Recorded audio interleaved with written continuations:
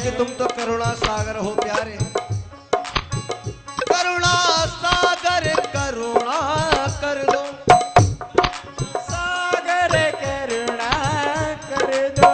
करुणा सागर करुणा सागर करुणा सागर करुणा कर दो। हे जन्म जन्म का चाकर रख लो, जन्म जन्म का चाकर रख लो। हाँ जन्म जन्म का चाकर रख लो, जन्म जन्म का। तेरी याद में जग बिसराए, तब श्याम तुम लौट न आए, तब श्याम तुम लौट न आए। तब श्याम तुम लौट न आए।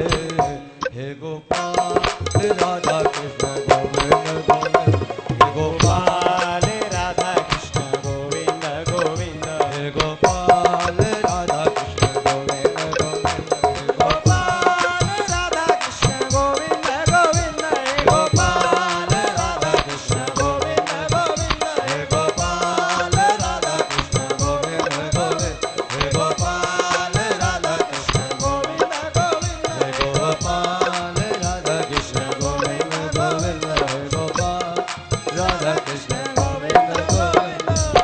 बोले गोविंद भगवान की जय हो। बोले प्यासी महाराज की जय हो। जय जय श्री राधे श्याम।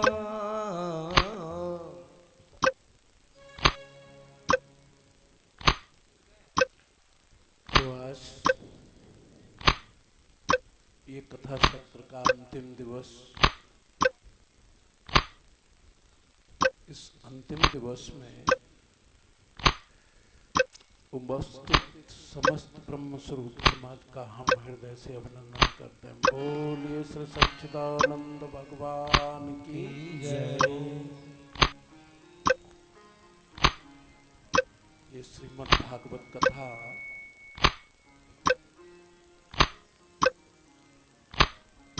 ये मोक्षदायिनी कथा मनुष्य को ऐसा विशुद्ध ज्ञान प्रदान करती है कि श्रवण करता अपने को नित्य शुद्ध बुद्ध मुक्त स्वरूप में पहचान लेता है और अपने की यथार्थ रूप में पहचान ही भवबंधन से मुक्ति का कारण है।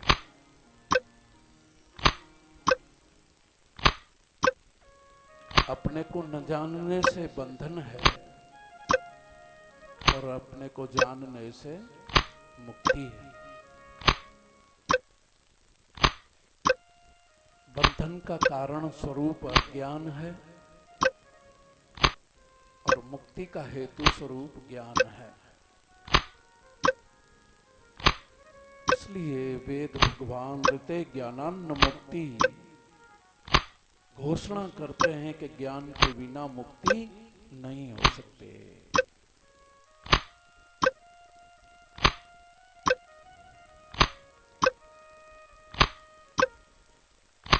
ये श्रीमद् भागवत कथा में कल आपने कथा श्रवण की थी वृंदावन की।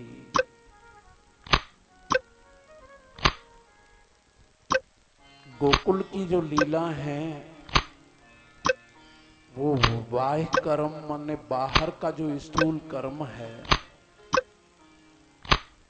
उस कर्म को हम कैसे करें, कर्म का शोधन किस प्रकार से होता है, ये बात गोकुल की लीला से बताई गई।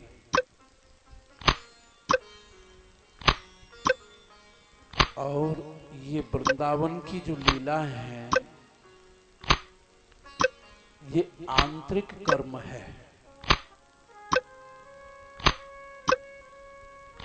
दोनों ही कर्म के रूप हैं, एक बाह्य कर्म एक आंतरिक कर्म। बाह्य कर्म में ये वेद विहित जो कर्म है वो आता है, और आंतरिक कर्म में उपासना आती है। उपधन आसन बराबर उपासन। उप माने समीप में, आसन माने बैठना, किसके? अपने इष्ट के, अपने प्यारे के, अपने भगवान के समीप बैठना उपासना कहलाती है। तो भगवान कहाँ है? इंद्रियों के आगे है कि इंद्रियों के पीछे है? तो इंद्रियों के जो आगे है ये सब माया है। इसी में मैं और मोर तोर तै माया, ये मैं हूं और ये मेरा है, ये तू है, ये तेरा है। इंद्रियों के बाहर माया और इंद्रियों के पीछे भगवान मायापति बैठा हुआ है। इंद्रियों के आगे तो माया है, ये रूप बदलती है, कभी हंसाती है, कभी रोती है, लेकिन इंद्रियों के पीछे जो मायापति है,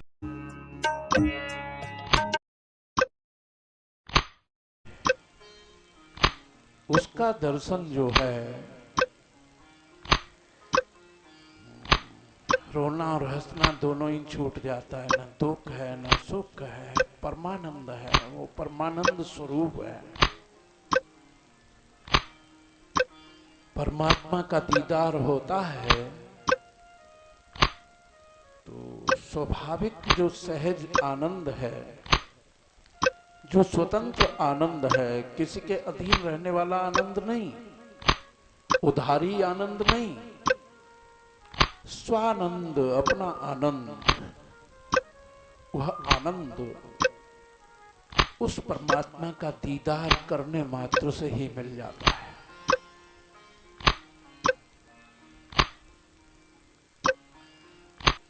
देखो एक चीज और ध्यान में लो,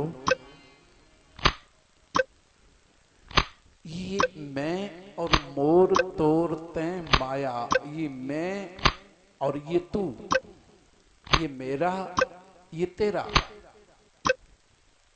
इसका नाम माया है।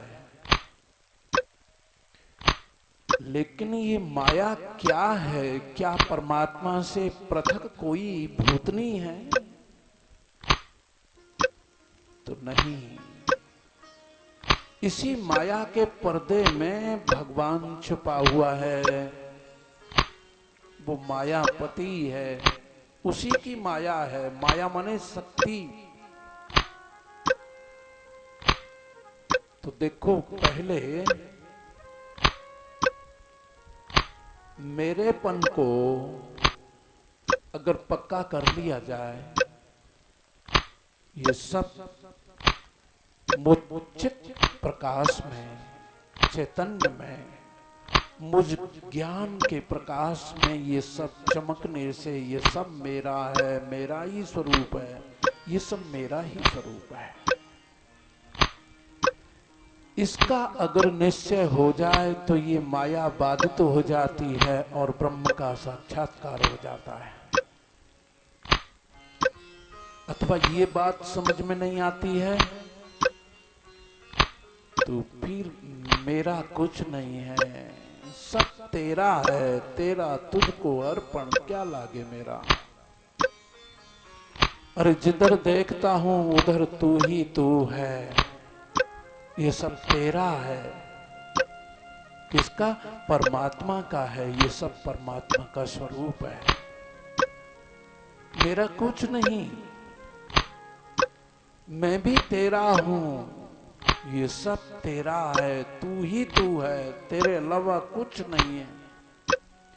अगर इस निश्चय को पक्का कर लिया जाए तो भी माया माया नहीं रहती, ब्रह्म साक्षात्कार हो जाता है। माया नाम की चीज तो है ही नहीं, लेकिन हमारा निश्चय न होने के कारण और देखो, निश्चय तब होता है जब हम किसी विषय का विचार करते हैं। आज तक विचार तो किया है बाहर का, और जब विचार अंतर वाले का किया जाता है, अंतर आत्मा का किया जाता है, अंतर में रहने वाले उस परमात्मा का जब विचार किया जाता है, कि ये जो कुछ मालूम पड़ता है ये क्या है, ये तो बदल रहा है, ये मर रहा है, जन्म रहा है, बदल रहा है, पता नहीं चलता बचपन कब चला गया, जवानी कब चली गई, ये सफेदी आ गई, दांत हिल गए, आंख कम देखने लग गई, कान कम सुनने लग गए, पता ही नहीं चला कि जवानी कब चली गई। ये क्या है? ये बदलने वाला चित्र, ये चित्र है, ये चित्र बदलता है। लेकिन ये चित्र बनता कहाँ है, कहाँ बिगड़ता है, कहाँ बनता है? ये चित्र निकल करके कहाँ से आता है और कहाँ चला जाता है? उसका मूल क्या है, उसका आधार क्या है? जब तक ये हम विचार नहीं करेंगे तब तक हमारी बुद्धि निश्चयात्मिका नहीं हो सकती। और भगवान श्री कृष्ण कहते हैं कि हे अर्जुन, श्रेय के मार्ग पर चलने वाले व्यक्ति की निश्चयात्मिका बुद्धि होनी चाहिए। जिसकी निश्चयात्मिका बुद्धि नहीं है वो व्यवसायत्मिका बुद्धि वाला व्यक्ति संसार में ही भटकता रहता है। इसी में कभी रो लेता है, कभी हंस लेता है, और इसी प्रकार उसकी मौत हो जाती है, मर जाता है। मरने के बाद फिर माँ के गर्भ में जाना पड़ता है, जन्म लेना पड़ता है। तो पुनरपि जन्मम पुनरपि मरणम पुनरपि जननी जठरे शयनम, पुनः पुनः मरना जन्मना।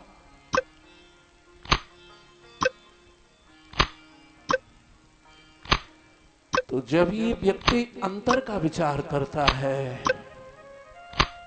अंतर के उस सर्वात्मा को, उस अंतर आत्मा को खोजता है, तो इसका वृंदावन में प्रवेश हो जाता है। वृंदा माने भक्ति में, वृंदा माने प्रेम में इसका प्रवेश हो जाता है।